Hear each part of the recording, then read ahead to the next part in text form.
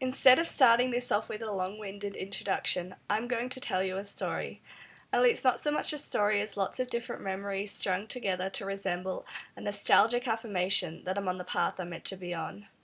I've always loved to read, and I'm very lucky that from a young age I was given all sorts of books for me to devour. Harry Potter has always been my favourite. I know, original, right? But I've always nursed a soft spot for Enid Blyton. Who didn't want to climb to the top of the faraway tree and see what land was up there on any given day? When I was old enough to borrow books from the library, I borrowed every Babysitter's Club and Sweet Valley Twins book I could get my hands on. Back in those days, the catalogue was a black screen with green text. This was called Connecticut. While I don't really remember the inside of this library, I do remember it being near a park with a waterfall that we used to climb to the top of. I'll be returning to this place quite soon, and I hope that this park is still there. I moved away to a different place with a tiny library that led me to relying on my school's library for all my reading needs. I read all 3 series of Del Toro Quest, which remains one of my favourite fantasy series to date, and really inspired me as a writer.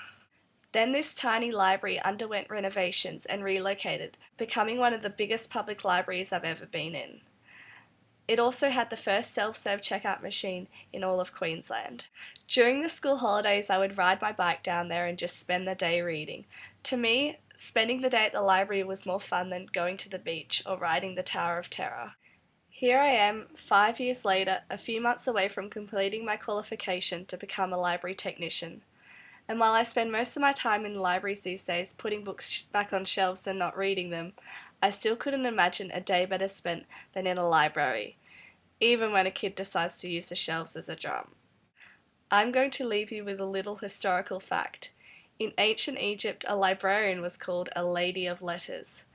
I wouldn't mind that being my job title.